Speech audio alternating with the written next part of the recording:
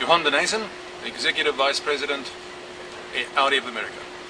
Johan, we've just got through a symposium of German Tech Day.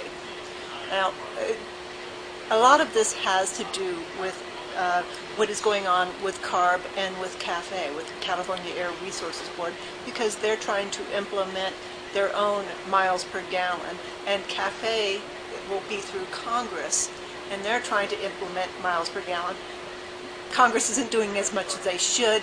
It might look like CARB actually may come in and take away their power. If they do, can you meet CARB standards? Well, we have a bit of an issue with the whole philosophy behind the trend that the legislators want to take us into.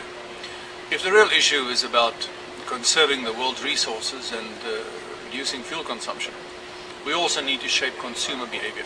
You cannot simply decree on one aspect of industry, in this case the automakers, to meet certain very, very difficult to attain technological standards. There's, after all, the airline industry, there's the general transportation industry, and industries across the globe are consumers of energy.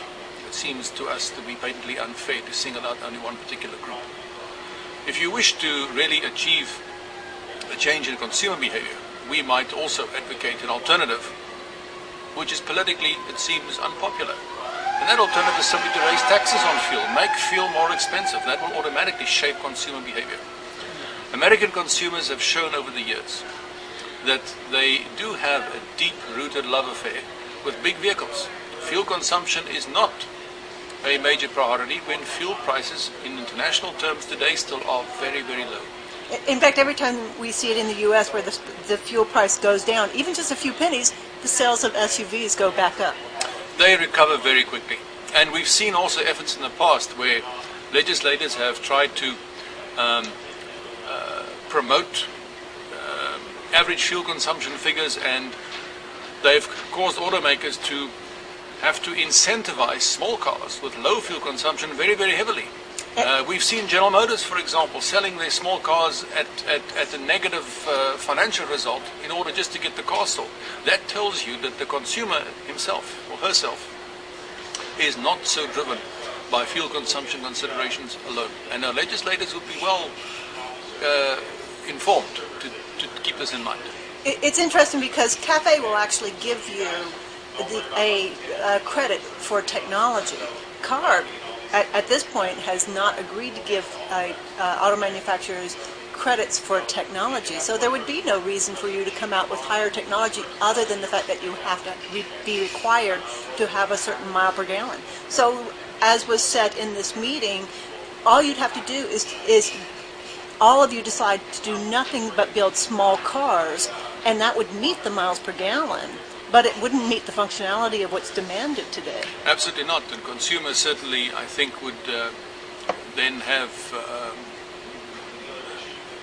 the blame put on the auto industry for producing cars that they don't really want. And I think that this is not the way that the natural free enterprise system works, and that this should be certainly something that we need to give a lot of thought to. But this is also part of the reason why we had this event today. It's to begin to also create an opportunity for us to tell our story. And our story is one where we believe that the use of advanced technologies can certainly enable one to maintain the best of both worlds. With diesel technology, we can have very low fuel consumption. We can maintain the full functionality of our vehicles because we don't have to downsize, we don't have to compromise on engine power or torque characteristics, so the driving enjoyment remains behind.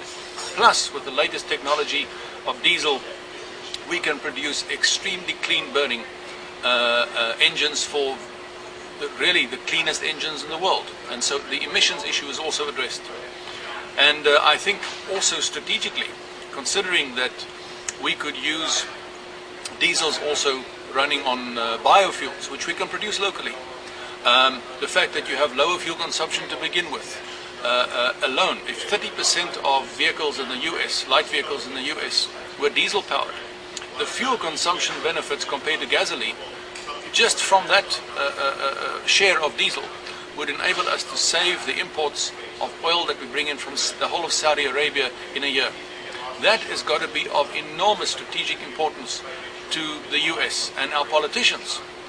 Again, instead of trying to set only fuel consumption targets, should be supporting technology, because through technology you can certainly also find the benefits in not only the strategic oil considerations, but for the environment without compromising the functionality and driving enjoyment that consumers demand.